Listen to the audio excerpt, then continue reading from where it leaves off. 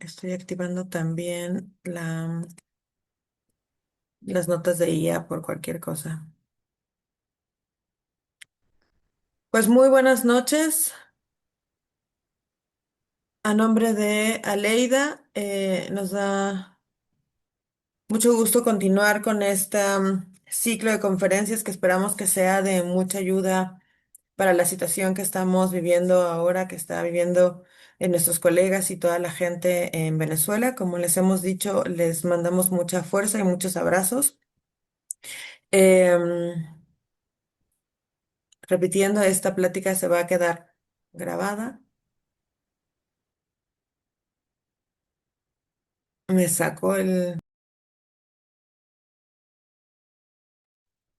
Ahí volviste, Clau. Ahí me te sacó ves nuevamente. Y estás gracias. ahí, sí. Me sacó sí, se me fue. Entonces déjenme hacer una cosita. A lo mejor te voy a poner de coanfitrión, Gonzalo, por cualquier cosa.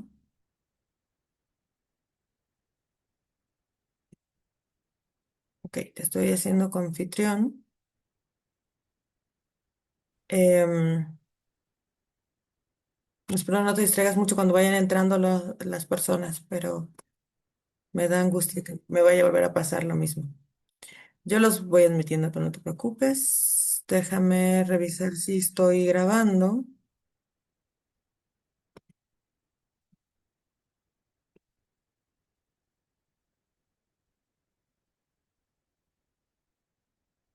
Sí está grabando.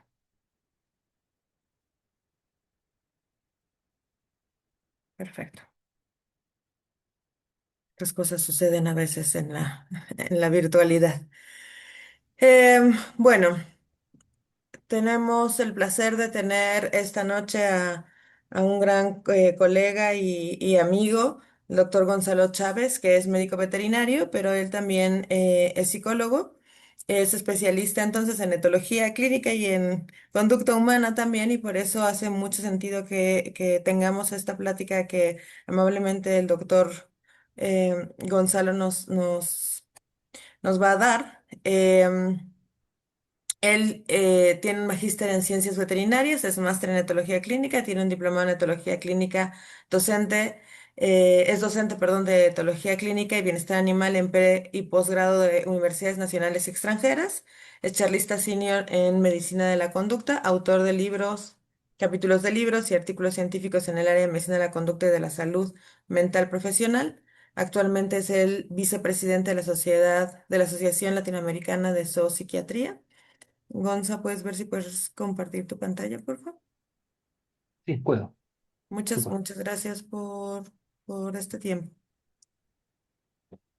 No, al contrario, como les decía hace unos minutitos atrás, hay muchas personas que probablemente por razones absolutamente justificadas no pueden compartir con nosotros estos minutos, pero la idea es que puedan contar con un material que espero les resulte de utilidad, porque como todos ustedes bien saben, disculpen, estoy compartiendo. La idea original de esta presentación es dar una mano de ayuda a nuestros colegas venezolanos que en este momento están pasando por un momento muy muy duro, y para ellos entonces un saludo afectuoso y respetuoso. Le doy las gracias a Leida a nombre de la doctora Claudia Edwards y de Gloria que me invitaron y me permitieron participar de esta actividad, de esta sesión de reflexión, junto con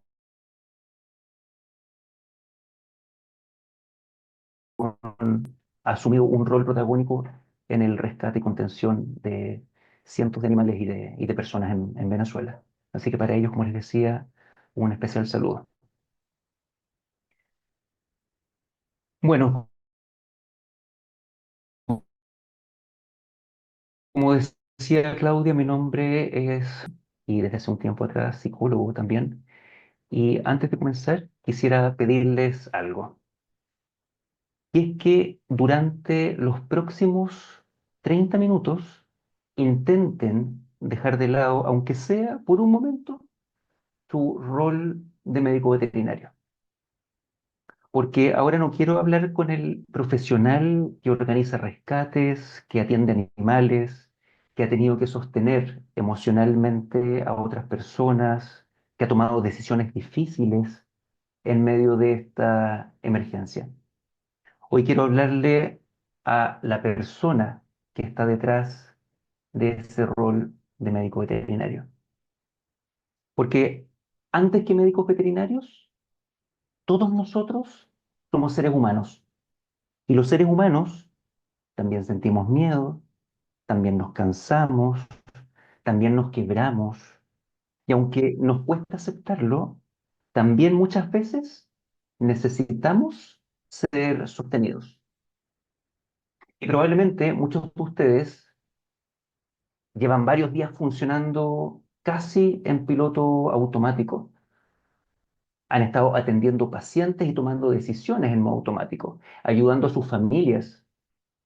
Llevan varios días organizando a los equipos, resolviendo problemas y quizás recién ahora están comenzando a darse cuenta de todo lo que han vivido.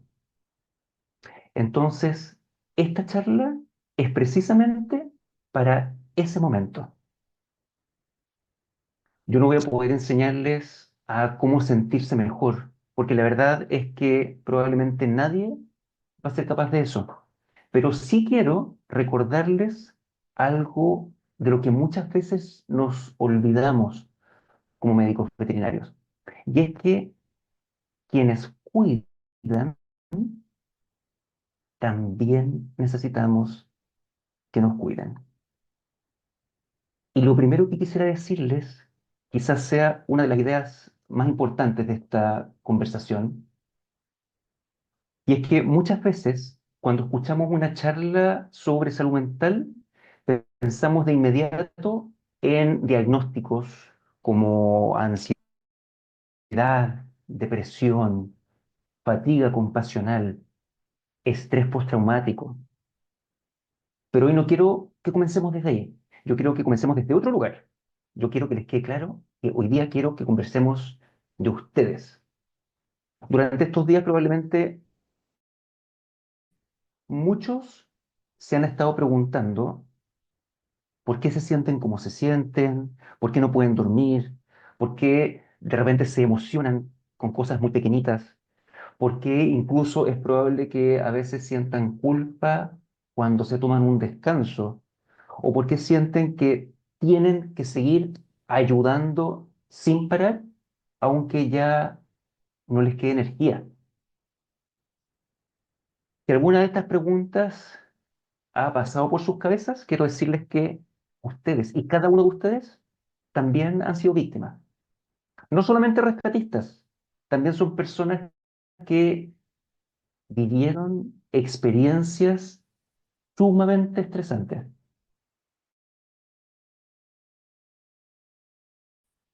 Y los hace, al contrario, ser personas mucho más honestas con ustedes mismos. Porque cuando somos personas que comprendemos esto, recién así vamos a ser capaces de entender qué está haciendo nuestro cerebro en un momento como este. Cuando empezamos a sentir cosas que no reconocemos, existe una tendencia que es particularmente humana y pensamos inmediatamente que algo malo está pasando con nosotros. Dormimos mal, estamos más irritables, nos cuesta concentrarnos y nos preguntamos si lo que estamos sintiendo será normal o no. Y la respuesta en la gran mayoría de los casos es que sí, es que es normal, es normal. Nuestro cerebro tiene la misión de mantenernos vivos, pero no de mantenernos tranquilos. Entonces, después de una catástrofe como la que ustedes han vivido o están viviendo, el cerebro lo que hace es cambiar temporalmente sus prioridades. Ya no se pregunta cómo puede disfrutar y comienza a preguntarse qué hay que hacer para sobrevivir. Eso significa que muchas de las reacciones que a ustedes en este momento les preocupan son intentos permanentes de adaptación. No son una señal de debilidad, son una señal de que su organismo está intentando protegerlos. ¿Y, y cómo se manifiesta eso en la práctica? Yo les voy a leer algunas situaciones y solamente quisiera que mentalmente se pregunten si esto les ha pasado a ustedes. Como dice en la diapositiva, dificultad para dormir, irritabilidad, cansancio extremo, tanto físico como emocional o mental, dificultad para concentrarse, hipervigilancia. Estoy bastante seguro de que muchos de ustedes se han sentido identificados con esta y probablemente otras también alteraciones o problemas o pensamientos disruptivos en este momento. Y probablemente aparezcan otras con el paso del tiempo, donde es probable que también tengan ganas de aislarse, necesidad de mantenerse ocupado o incluso momentos en que pareciera que sus emociones desaparecieron y uno me cuesta conectarme con mis emociones.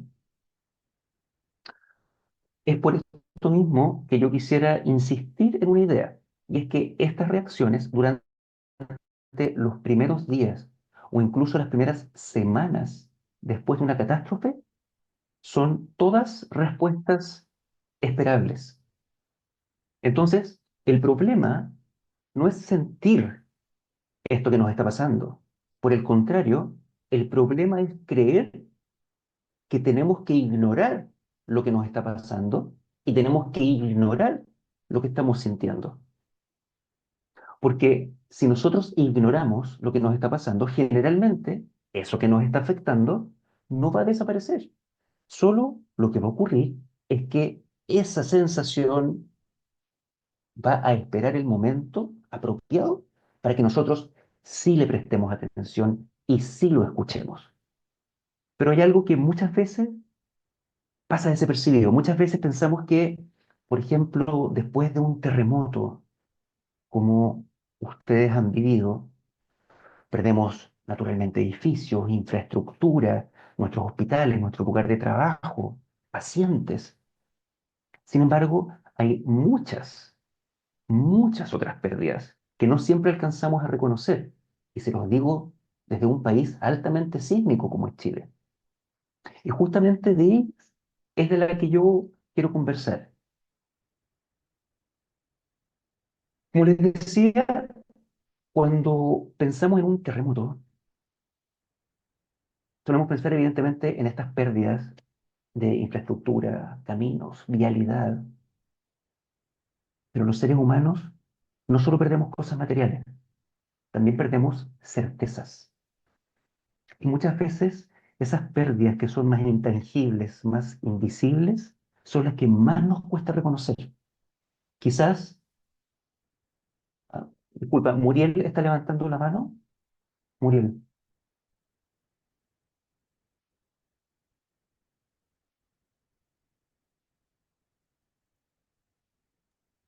ya, a lo mejor se le levantó la mano. Parece que no. Ah, Ya, como les comentaba entonces, muchas veces esas pérdidas que son invisibles son las que más nos cuesta reconocer. Y quizás algunos perdieron algún ser querido y a cada uno de ellos le envío un abrazo sumamente afectuoso a la distancia. Y otros pueden haber perdido un paciente que no se pudo salvar, puede haber tenido también pérdidas en su lugar de trabajo, la tranquilidad de poder acostarse sin pensar en una réplica. Y por supuesto todo eso hace que perdamos la sensación de seguridad. Y esa experiencia, sin lugar a dudas, deja una huella. ¿Y por qué es importante hablar de esto? Porque muchas veces creemos que solo tenemos derecho a sentir dolor cuando hay una pérdida de un ser querido. Pero el duelo aparece cada vez que perdemos algo que para nosotros es significativo. Y ustedes han perdido muchas cosas y muchas cosas al mismo tiempo. Eso significa que probablemente están viviendo no solo un duelo, sino que están viviendo varios duelos al mismo tiempo. Y en psicología existe una idea que me gustaría derribar hoy, y es que muchas personas creen que existe solo una forma correcta de hacer o de vivir el duelo, como si hubiera una receta y como si todos debiéramos reaccionar igual frente a una situación desafiante, estresante, conflictuante. Pero las personas no sentimos igual, no lloramos igual, no recordamos igual, no necesitamos las mismas cosas. Algunos necesitan hablar, otros necesitan guardar silencio, algunos lloran durante semanas, lo que a veces puede generar culpa, como les decía, o esa sensación incómoda de congelamiento emocional. Algunos es probable que sientan una necesidad de volver rápidamente al trabajo y otros necesitan que el tiempo se detenga. Y todas esas respuestas pueden ser normales. No existe una forma única y sana necesariamente de vivir el duelo. Lo que sí existe es la forma en que cada uno intenta adaptarse con los recursos emocionales que cada uno tiene, con las estrategias que cada uno ha ido desarrollando a lo largo de la vida. Como psicólogo, he aprendido que uno de los mayores sufrimientos no provienen del duelo mismo, sino que provienen más bien de pensar que ese duelo lo estamos viviendo de una manera incorrecta. Por esta misma razón, yo quisiera darles permiso para algo. Si hoy día, por ejemplo, ustedes sienten que no están reaccionando como ustedes habrían esperado reaccionar, eso no significa que estén haciendo las cosas mal, bajo ningún punto de vista. Quien alguna vez haya escuchado una frase como, es que tienes que ser fuerte, esto ya va a pasar, ya no sigas llorando, hay personas que están peor que tú. Estoy seguro de que esas frases, y que todos hemos escuchado, naturalmente nacen desde la buena intención, pero muchas veces producen exactamente lo contrario.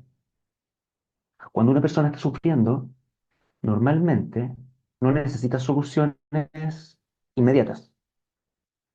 Lo que necesita esa persona es sentirse comprendida, sentirse contenida.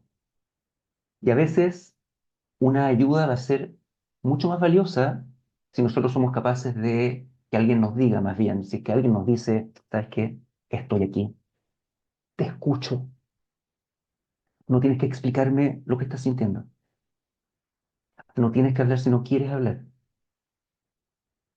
Y en este sentido yo quisiera hacer una precisión importante, porque muchas personas dicen que siempre va a ser mejor hablar de lo ocurrido. Y yo no diría exactamente eso. Hablar, por supuesto que ayuda, hablar ayuda, pero siempre y cuando uno sienta que puede hablar con seguridad. Cuando uno puede hablar sintiéndose escuchado, cuando uno puede hablar sin tener que justificar lo que está sintiendo, sin sentirse juzgado, cuando uno puede hablar y parar, si es que uno ya no quiere seguir hablando. En cambio, si es que esa conversación lo que va a hacer es revivir el trauma y revictimizarme una y otra vez, si sentimos que debemos contar detalles que nosotros no queremos contar, y si vamos a salir peor que al inicio de la conversación, probablemente esa conversación no nos está ayudando.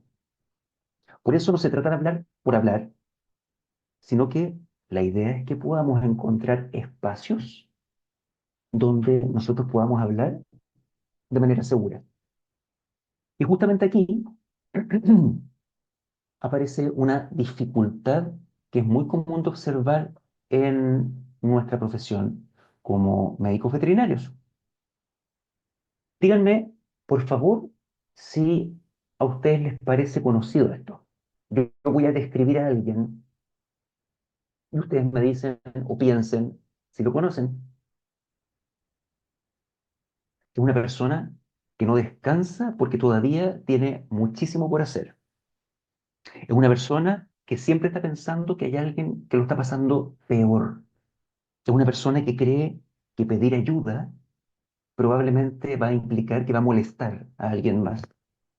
Se exige más que cualquier otra persona y siente culpa cuando siente que tiene que cuidarse. ¿De quién estoy hablando? ¿Les parece familiar? ¿Les recuerda a alguien? A mí al menos, me parece que estoy hablando de los médicos veterinarios. A muchos médicos veterinarios, y siendo honesto, también me recuerda mucho a mí en algunos momentos de mi vida, yo no lo puedo negar, sería mentira, porque nuestra profesión atrae a un perfil de personas que somos profundamente comprometidos con lo que hacemos. Personas que estamos acostumbrados a sostener a otras, a contener, a acompañar en el sufrimiento, a acompañar en la muerte. Personas que muchas veces ponen las necesidades de otros ante las propias necesidades. Y eso, en su naturaleza, lo podemos considerar como una tremendísima virtud, algo precioso. Pero también tiene un altísimo costo. Porque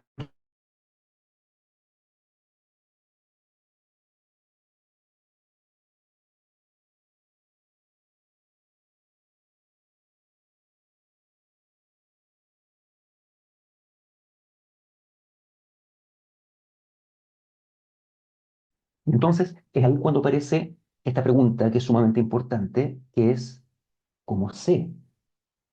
¿Cómo sé cuándo tengo que detenerme? Cuando pensamos en nuestros pacientes, sabemos reconocer todos muy bien cuando un animal comienza, por ejemplo, a descompensarse. Pero la pregunta aquí mágica es si nosotros somos capaces o estamos siendo capaces de hacer lo mismo con nosotros. Si nosotros, por ejemplo, pensáramos en un semáforo, la luz verde sería la luz que nos señala que estamos funcionando bien. La luz amarilla nos haría pensar que algo está cambiando, que ya estoy teniendo algunos cambios emocionales que me hacen sentir incómodo, estoy probablemente más reactivo, más irritable, estoy perdiendo la paciencia probablemente más rápido para llegar finalmente al color rojo, donde ya me doy cuenta que definitivamente no puedo más con. Y el problema es que muchos veterinarios esperamos llegar al color rojo para recién pedir ayuda. Estamos jugando permanentemente al límite en la dimensión emocional. Y quisiera entonces dejarles en este sentido una idea. El límite no aparece cuando ya no podemos seguir. El límite aparece cuando empezamos a pagar un costo, que ya les decía que es un costo muy alto por seguir sin reconocer ese límite. Entonces, reconocer ese momento también lo tenemos que visualizar como una competencia profesional. Todos nosotros queremos ser y estamos trabajando en ser profesionales íntegros, pero ahí tenemos una habilidad dura, una habilidad que es sumamente valiosa y es poder reconocer cuáles son nuestros límites. Hasta ahora nosotros hemos hablado que tenemos que ser capaces de comprender lo que nos está pasando, pero nos queda todavía una pregunta que es igualmente importante y es, ¿Qué podemos hacer concretamente cuando sentimos que estamos llegando a ese límite? Porque entender, evidentemente, lo que nos ocurre es sumamente importante, pero también necesitamos contar con herramientas que sean útiles para poder responder, para poder desarrollar estas estrategias de afrontamiento al estrés.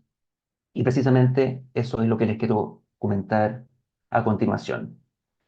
Les decía que cuando ocurre un terremoto, todos sabemos muy bien y nos han entrenado para poder, por ejemplo, reaccionar frente a una fractura, frente a una hemorragia, frente a un paciente deshidratado, frente a un paciente que está en estado de shock, en pánico. Y lo sabemos porque estudiamos para eso. Pero ¿qué pasa cuando esa herida es emocional?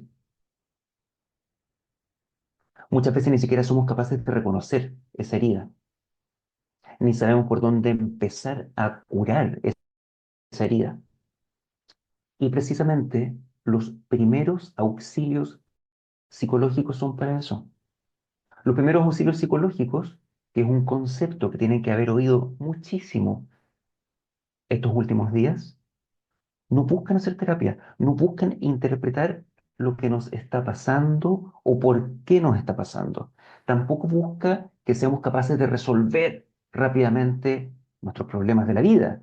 Buscan algo que es muchísimo más sencillo, muchísimo más inmediato. Los primeros auxilios psicológicos buscan a que volvamos a sentirnos seguros. Y los 5 principios básicos de los primeros auxilios psicológicos son la seguridad, la seguridad. Y en ese sentido, antes de cualquier conversación, el cerebro, nuestro cerebro, necesita sentir que ese peligro inmediato terminó, o al menos está más bajo control. En segundo lugar, la calma, porque cuando disminuye la activación fisiológica, el cerebro vuelve a pensar con mayor claridad. En tercer lugar, la conexión, porque ustedes entienden que nadie debería atravesar una catástrofe como esta estando completamente solo. Necesitamos, todos nosotros, todos nosotros, médicos veterinarios, rescatistas, seres humanos, necesitamos de redes de apoyo en situaciones como esta. Nadie lo puede ni debe enfrentar solo. Y con respecto al cuarto punto, la eficacia en momentos de crisis, recuperar esas pequeñas sensaciones de control tiene un tremendo valor para poder manejar la ansiedad. Y por supuesto, en último lugar, la esperanza, que no significa que todo vaya a estar bien de un minuto a otro. Significa creer y tener la convicción de que lentamente, paso a paso, vamos a poder reconstruir lo que en este momento estamos siendo testigos que se destruyó. Pero nuevamente, antes de seguir ayudando a otros, háganse, por favor, la siguiente pregunta. ¿Qué pasa con nosotros? ¿Qué pasa con ustedes? ¿Por qué fecha nos hacemos esa pregunta? ¿Estoy seguro? ¿Me siento seguro? Porque ya les decía que si su cerebro se sigue sintiendo permanentemente en un estado de peligro, difícilmente va a poder recuperarse. Es una máquina que tiene límites y que la estamos sobrecargando.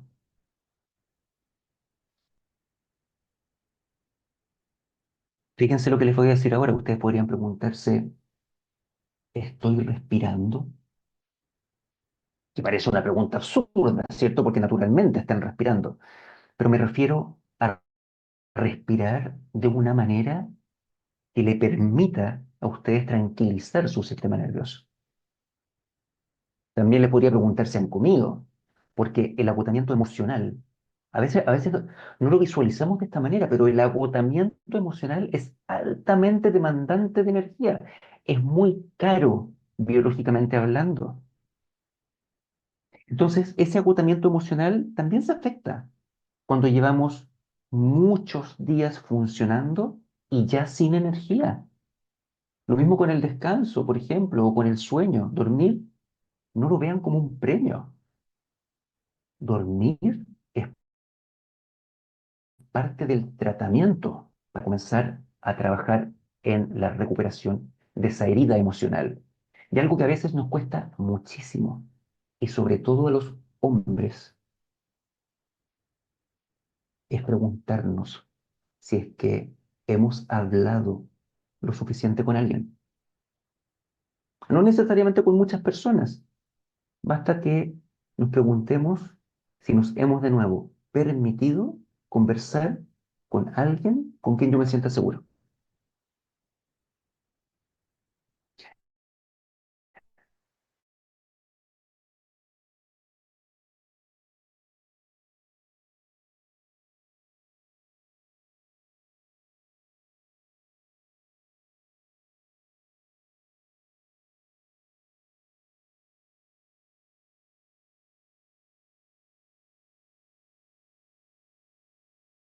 Un valor a su energía o a su batería emocional. Hoy, ahora, ¿qué me dirían? ¿Qué número sería? Háganse esa pregunta. ¿Cómo está mi batería? ¿Cómo está mi carga de la batería?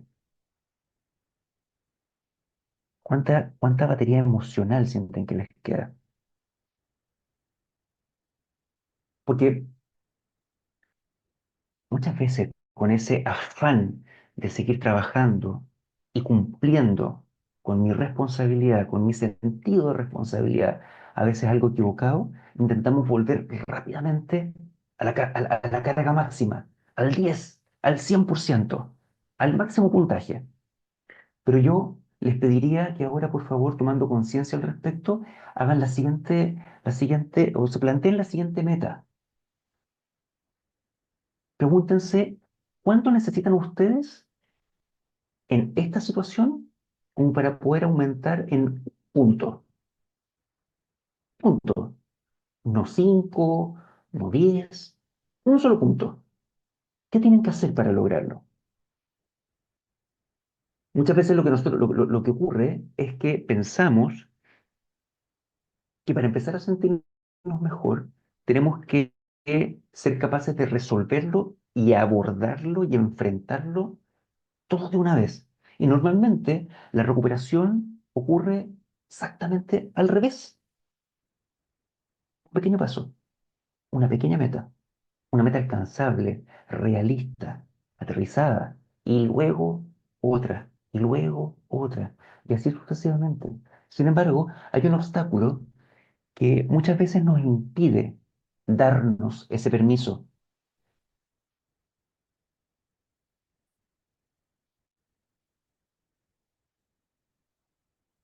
Imaginen que el colega con el que ustedes trabajan, con el que han estado alojando en un albergue, con el que han estado trabajando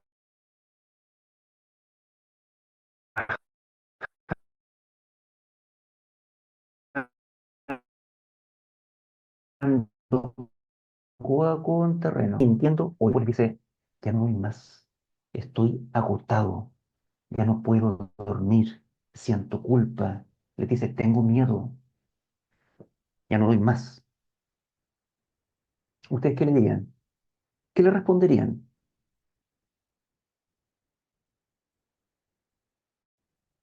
Yo estoy segurísimo que ninguno de ustedes le diría a ese compañero,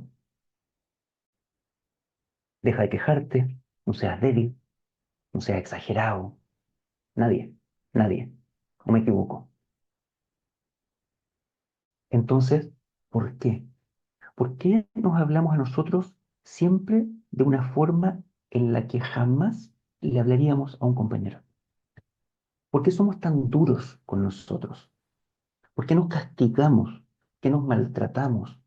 Más aún cuando estamos y nos sentimos sobrecargados, sobreexigidos. Bueno, eso a lo que estoy haciendo alusión es a la autocompasión. No sentir lástima por uno mismo, sino que aprendamos a tratarnos con la misma humanidad con la que nosotros día a día tratamos a quienes más queremos. Eso es autocompasión. Fíjense ustedes, ¿cuál es la persona con la que más van a hablar durante toda su vida? Piensen ustedes, por favor, en la persona que más los va a amar a lo largo de toda su vida. La persona que más los va a escuchar durante toda su vida. Esa persona van a ser ustedes mismos. Somos nosotros mismos. Entonces, créanme que vale la pena, sin duda alguna, aprender a hablarnos con respeto y compasión. Y la autocompasión automáticamente nos va a conducir a otro concepto sumamente virtuoso que necesitamos en este momento, que ustedes necesitan en este momento, y que es la aceptación. Creo que esta es una de las palabras más malentendidas en psicología. Aceptar no significa que tengamos que estar todos de acuerdo. Aceptar no significa que tengamos que bajar los brazos y rendirnos. No significa que tengamos que resignarnos. No significa que tengamos que dejar de rescatar. Aceptar significa que tenemos que reconocer la realidad tal y como es. Y desde ahí nosotros podemos comenzar a decidir qué vamos a hacer después. Ninguno de nosotros, ninguno, aunque tuviésemos toda la voluntad del universo, vamos a poder cambiar lo que ocurrió días atrás. Nadie. Pero lo que sí podemos decidir, doctores, lo que sí podemos decidir es cómo vamos a responder hoy a lo que ocurrió hace algunos días atrás. Porque lamentablemente, eso sí, la aceptación no disminuye el dolor, pero sí disminuye esa lucha y ese desgaste innecesario contra lo que ya no podemos cambiar. Y créanme que esa aceptación, entenderlo de esa manera, sí ayuda y sí genera mucha satisfacción. Cuando ya dejamos de gastar esa energía valiosa peleando contra la realidad, lo que va a ocurrir es que vamos a disponer de más energía para poder cuidarnos y para seguir cuidando a los que más queremos, a nuestras familias, a nuestros amigos, a nuestros equipos, a nuestros pacientes. Y ustedes saben que el trabajo emocional no va a terminar cuando termine la emergencia.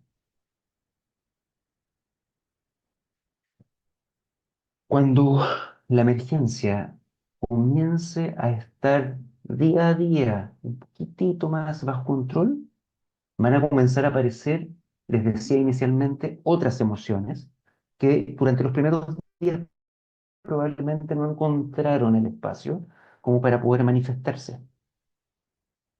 El cansancio profundo, ya los decía, no solo físico, sino que también emocional, la tristeza, la rabia,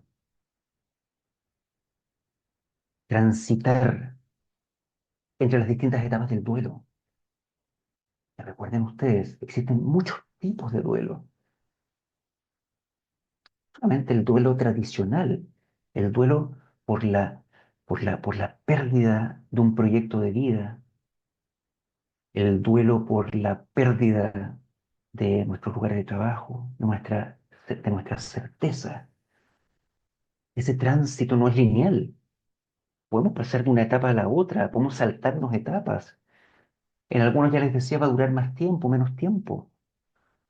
Bueno, y en algunos casos es probable también que por distintas razones, por distintas historias de vida, por distintas experiencias que les haya tocado vivir, sí es probable que pasado este periodo más crítico de la emergencia, lamentablemente, presenten algunas enfermedades psicosomáticas, como podría ser la fatiga compasional, pero por sobre todo un trastorno de estrés postraumático, por ejemplo. Ahora, esto yo no lo digo para preocuparlos, sino que se los digo precisamente porque si aparece, entonces ustedes entiendan que no es que estén retrocediendo, sino que forma parte de un proceso de afrontamiento a esta situación a la que ustedes se están enfrentando. Muchas veces simplemente significa que su cuerpo está empezando a procesar todo lo que están viviendo. Precisamente es ahí, nuevamente, perdón, cuando ustedes tienen que preguntarse, perdón, si es que ya es momento de que pidan ayuda. Durante muchos años nosotros hemos enseñado, sobre todo a los niños, que es importante pedir ayuda a sus figuras de apego, a sus significativos. Pero a veces no enseñamos lo suficiente cómo reconocer ese momento en el que tenemos que pedir ayuda.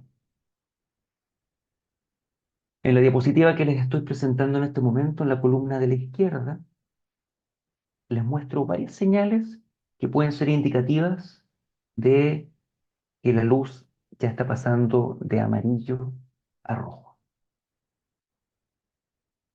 Pesadillas, pesadillas persistentes, aislamiento social. Ya no quiero hablar, no quiero que me hablen, no quiero compartir con mi equipo de trabajo, no quiero conversar con mi familia. O sentir que estamos en un estado de hipervigilancia permanente. Incluso puede ocurrir, y está muy descrito, que pudiesen visualizar algunos colegas o ustedes mismos que comienzan a consumir alcohol más de la cuenta, fármacos más de la cuenta, drogas, sentirse desconectados con quienes son ustedes mismos.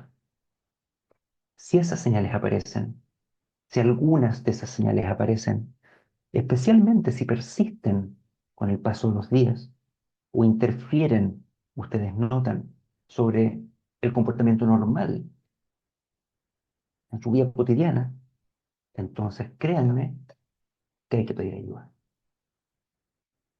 Significa que, perdón, significa que ustedes se están cuidando, que se siguen cuidando, que están cuidando lo que ustedes han identificado como lo más importante de su vida, ustedes. Ahora entonces yo quisiera que vayamos terminando con,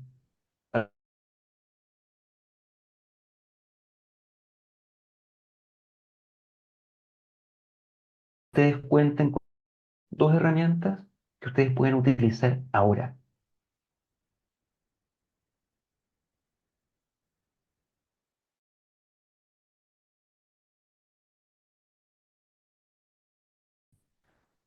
La primera de ellas es un acrónimo que se llama, como ustedes pueden ver en la pantalla, STOP, alto. Les voy a pedir que si se animan, cierren los ojos. No tienen que hacerlo si no quieren, pero vayan escuchando cuáles son las indicaciones. Este concepto de stop, la S, la S quiere decir alto, detente, porque no podemos cuidarnos ni reflexionar, ni pensar en nosotros mismos si estamos corriendo a toda máquina. Detente. En segundo lugar, la T de take a breath. Toma un respiro.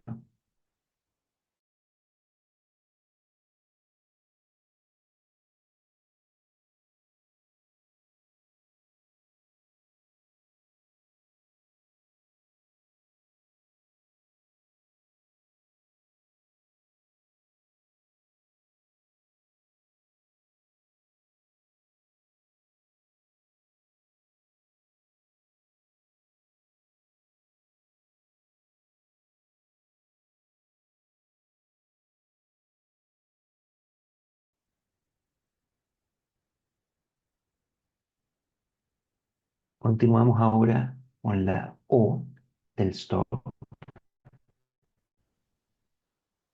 la O de observa este momento. ¿Qué está sintiendo tu cuerpo? ¿Qué emoción estás sintiendo? ¿Qué emoción estás viviendo? Observa qué necesitas en este momento. Y por último, la P de prosigue, prosigue, continúa. Y continúa no porque esté todo resuelto, sino porque ahora puedes decidir cómo vas a seguir. Eso es lo que tenemos que pensar. Stop, detente, respira, respira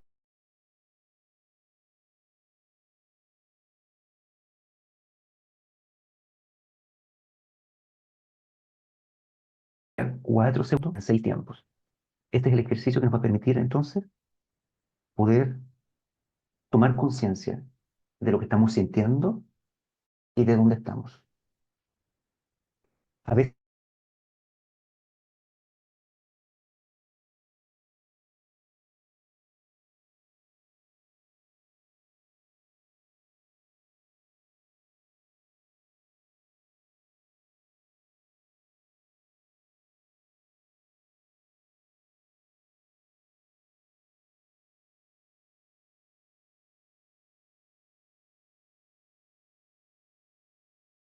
volver literalmente aquí y a la hora.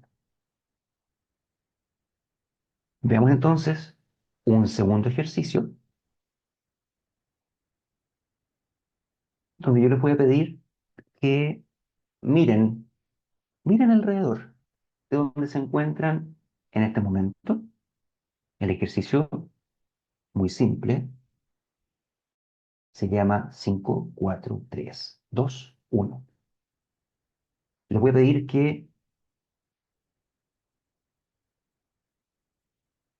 observen 5 cosas que tienen a su alrededor,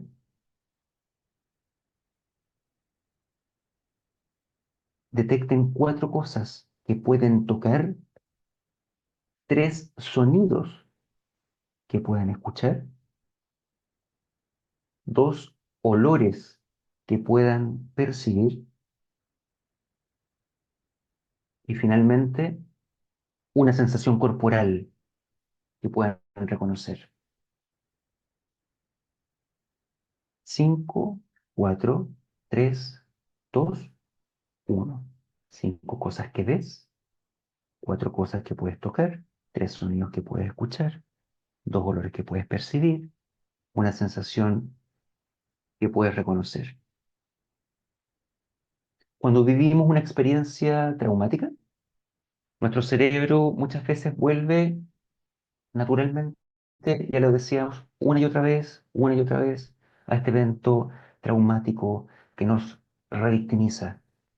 Entonces, hacer ejercicios como estos tiene un objetivo que es bastante simple y es recordar conscientemente que ahora estamos aquí.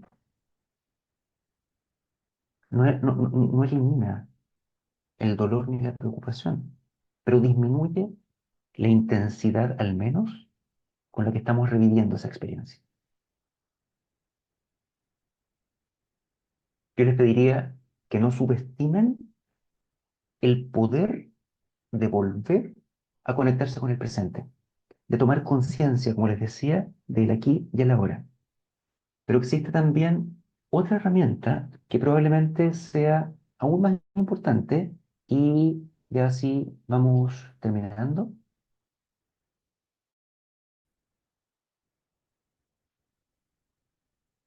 y que tiene relación con los permisos. Durante estos días probablemente ustedes han dado muchos permisos y han solicitado muchos permisos. Permisos para ingresar a zonas de riesgo, permisos para atender, permisos para rescatar, permisos para ayudar. Pero yo ahora les voy a pedir que ustedes se den permiso, dense permiso, dense permiso para descansar, dense permiso para llorar, dense permiso para decidir si es que en algún momento creen que ya no pueden o, o si no quieren hacer algo. Está bien, dense permiso para pedir ayuda, dense permiso para aceptar la ayuda que les están ofreciendo, dense permiso para poner límites. Conozcan esos límites, respeten esos límites, hagan respetar sus límites. Y por supuesto, dense permiso para sonreír, sin culpa. Porque créanme que cuidarse nunca va a ser un acto egoísta, nunca. Muy por el contrario, va a ser una condición inexcusable para que ustedes puedan seguir cuidando. Y eso nos lleva a una idea que personalmente me ha acompañado durante mucho tiempo, pero que nos cuesta muchísimo también aceptar. Díganme si creen lo mismo, pero es que hay cosas que dependen de nosotros, como nuestra disposición a pedir ayuda, depende de nosotros nuestra forma de tratar a un compañero, depende de nosotros también descansar cuando sea posible, también depende de nosotros reconocer nuestros límites. Y por supuesto que también depende de nosotros tomar la mejor decisión con la que tenemos a la mano. Pero también existen muchas otras cosas que no dependen de nosotros. No dependen de ustedes. No dependía de ustedes que ocurriera esta catástrofe. No dependía de ustedes que existieran recursos limitados. No dependía de ustedes que fuesen capaces de salvar a todos los animales. Los médicos veterinarios nos hacemos responsables de mucho más de lo que realmente controlamos. Y sin darnos cuenta terminamos sintiéndonos culpables por cosas que nunca estuvieron en nuestras manos. Nunca. Si nosotros, doctores, aceptamos que tenemos límites, no estamos disminuyendo nuestro compromiso. Por el contrario, lo que estamos haciendo es ratificar que tenemos un compromiso robusto y responsable con lo que estamos haciendo. Pero recuerden, por favor, que ninguno de ustedes, ninguno de nosotros es responsable de todo. Pero sí, pero sí somos responsables de cuidarnos para que podamos seguir haciendo lo que sí depende de nosotros.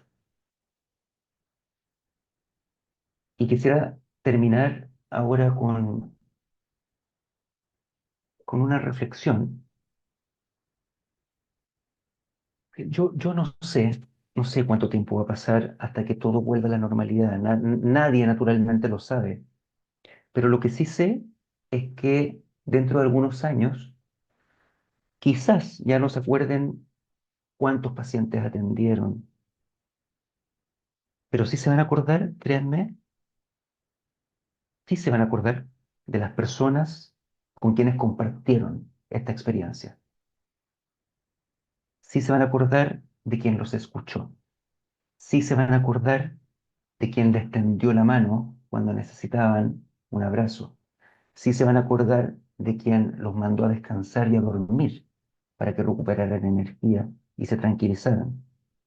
Eso, eso también es medicina veterinaria, porque nuestra profesión no se preocupa única y exclusivamente de nuestros pacientes, nos preocupamos también de la salud de las personas. ¿Cuándo mejor, cuándo mejor que el concepto un solo bienestar? También cuida la medicina veterinaria a las personas que dedican la vida a salvar a sus pacientes.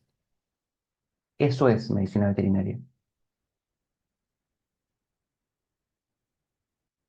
Yo quisiera finalizar dándoles las gracias a ustedes. Les quiero dar las gracias por cada animal que ustedes han rescatado. Les quiero dar las gracias por cada familia a la que han acompañado y por cada decisión difícil que han tomado durante esta semana. Pero por sobre todo, les quiero dar las gracias por darse hoy un tiempo, de permitirse un tiempo para ustedes. Yo por eso les quiero dar las gracias. Ojalá, ojalá que al finalizar esta conversación recuerden que antes de ser médicos veterinarios son personas y las personas necesitamos descansar. Ustedes necesitan descansar y también necesitan aceptar ayuda. No todo depende de ustedes y aceptar esa realidad los hace mucho más humanos. Deseo, deseo de corazón que cuando regresen a sus trabajos puedan mirarse con más compasión y darse permiso para decir que hoy necesitan ayuda o le digan a un compañero necesito ayuda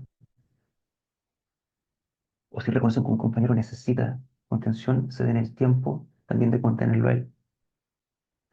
Muchas gracias por todo lo que han hecho y sobre todo por todo lo que van a seguir haciendo. Cuídense, cuídense porque cada uno de ustedes es un profesional y una persona indispensable. La medicina veterinaria necesita a profesionales tan comprometidos como lo son ustedes. Así que para cada uno de ustedes, muchas gracias. Muchas gracias, Gonza. Eh, Aprovecho para hacerte dos preguntas que tenemos, además de algunas felicitaciones que tenemos acá. Una excelente plática. ¿Cómo ayudar a otros colegas a salir del síndrome del Salvador cuando no podemos salvar a todos?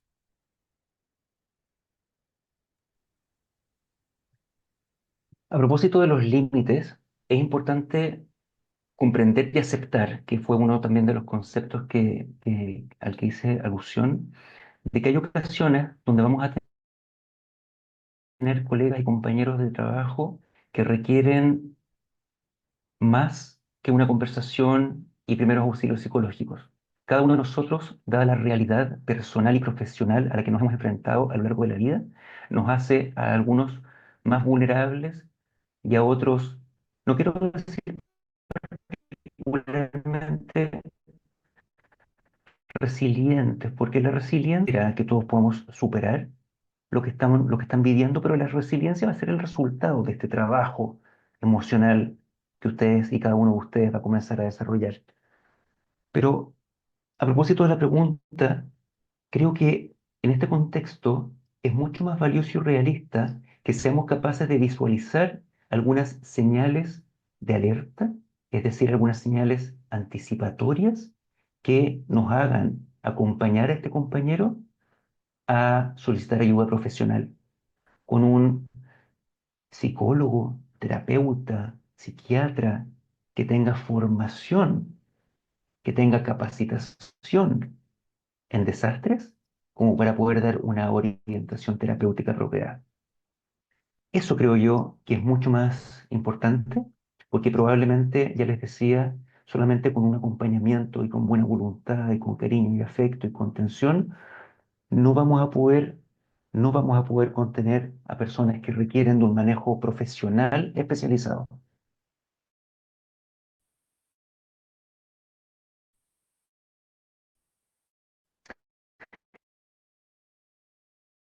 Muchas gracias. Esporádicamente y regularmente.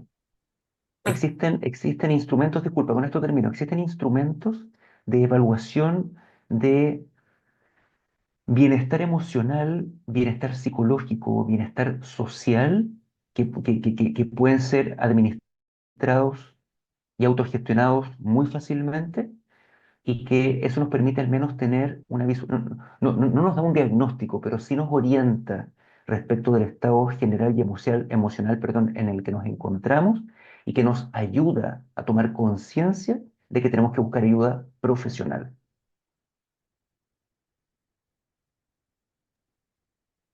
Gracias. Pregunta, ¿cuántos días recomiendas que debe estar un equipo operativo en campo? Mm. Mira, más allá de lo que pudiera recomendar como una percepción individual, yo diría que eso está bastante estandarizado y protocolizado. De hecho, los equipos altamente especializados de rescate que visitan zonas de catástrofe, como los que visitaron, en este caso, Venezuela, si yo no me equivoco, tienen un plazo de 10 días, de 10 días. Y después de 10 días se deben retirar del lugar para poder precisamente recibir contención y ayuda psicológica. Más que eso, ya comienza a poner en riesgo. Piensen ustedes, ponen en riesgo la salud de cada uno y la integridad general, tanto física como emocional, también de quienes integran esos equipos de rescate. Lo que en definitiva también pone en riesgo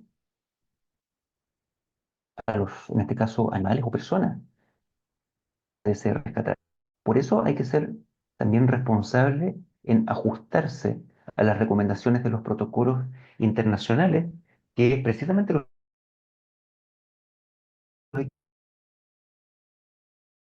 equipos de rescate, que si no me equivoco, Clau, tú dime si me equivoco, los protocolos de organismos internacionales como la Organización Mundial de la Salud, por ejemplo, que es quien certifica también a estos equipos y que entrega los protocolos o las guidelines para actuar en terreno. Pero, pero son 10 días.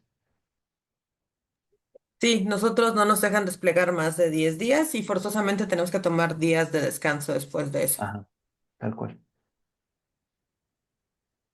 Por eso, la doctora Gloria me comentaba que había equipos de trabajo que se rehusaban a retirarse del lugar por esa sensación, ¿cierto?, de tener que seguir dando más y rescatando más animales o ayudando a más personas, pero a veces eso, como les decía, va a ser no a veces, sino que eso va a ser contraproducente y los está poniendo en riesgo también a ustedes.